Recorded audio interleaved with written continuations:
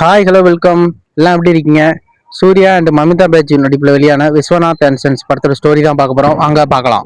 படத்தில் ஹீரோவான சூர்யா வந்து ஒரு பணக்காரராக இருப்பார். அவருக்கு வந்து சின்ன வயசுலேருந்து பெரிய ஷூட்டர் ஆகணும் அப்படிங்கிற ஒரு ஆசை ஒன்று இருக்கும். அதனால நிறைய ட்ரைனிங்லாம் எடுத்து தங்கப்பதக்கம்லாம் வாங்கிட்டு வருவார்.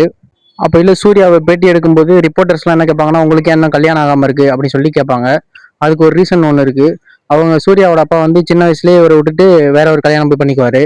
இந்த விஷயத்தை சின்ன வயசுல இருந்தே பார்த்துட்டு இருந்த சூர்யா வந்து இனிமேல் கல்யாணமே பண்ணக்கூடாது அப்படிங்கிற ஒரு முடிவு எடுத்துருவாரு.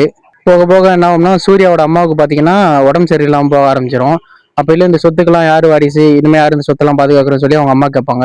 அதுக்காக சூர்யா என்ன பண்ணுவார்னா ஃபாரின் கண்ட்ரிஸ்லாம் போயிட்டு வாடகை தாய் இருக்காங்கல்ல அவங்க மூலமா ஒரு குழந்தை ஒன்று பெற்றுட்டு வரலாம்னு சொல்லிட்டு முடிவு பண்ணிடுவாரு. இதுக்காக ஃபாரின்லாம் போய் தங்கிட்டு ஒரு வருஷம் தங்கிட்டு குழந்தையெல்லாம் பெற்றுட்டு ஊருக்கு வருவார். வந்து அவங்க அம்மாட்ட காட்டுவார்.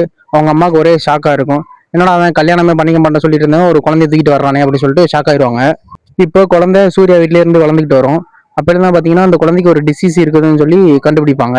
அதாவது போன் மேரல் வந்து ஒரு டிசீஸ் இருக்குன்னு சொல்லுவாங்க டாக்டர். அதுக்காக அவங்க அப்பாவை போய் செக் பண்ணுவாங்க, எதுவும் கனெக்ட் பண்ணலாமா அப்படின்னு பார்த்து.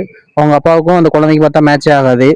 இதுக்கெல்லாம் ஒரே வழி, அவங்க அம்மாவை கண்டுபிடிச்சு அந்த போன் மேர மேட்ச் பண்ணாதான் உண்டு சொல்லிட்டு டாக்டர் சொல்லுவாங்க. அதுக்காக சூர்யா என்ன பண்ணுவார்னா திருப்பி மறுபடியும் ஃபாரின் போயிட்டு அந்த அம்மாவை கண்டுபிடிச்சிட்டு கூட்டிட்டு வரலாம் சொல்லி முடிவு பண்ணி அங்கே போய் கேட்பாரு. அந்த வாடகை தாய் தான் நம்ம ஹீரோயின் மமிதா பேஜு.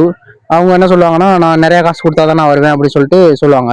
சூர்யாவும் பணம்லாம் கொடுத்துட்டு கூட்டிட்டு வந்து வீட்டில் வச்சு இது பண்ணுவாங்க.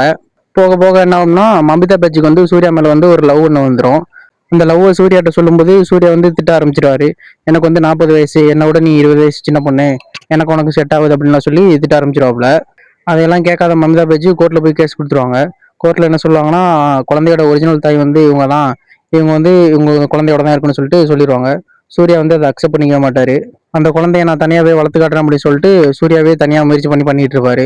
கொஞ்ச நாள் ஆக போக போக பாத்தீங்கன்னா சூர்யாவோட அம்மா பாத்தீங்கன்னா உடம்பு சரியில்லாம இறந்துருவாங்க. சூர்யாவுக்குமே கொஞ்சம் வயசாயிரும்.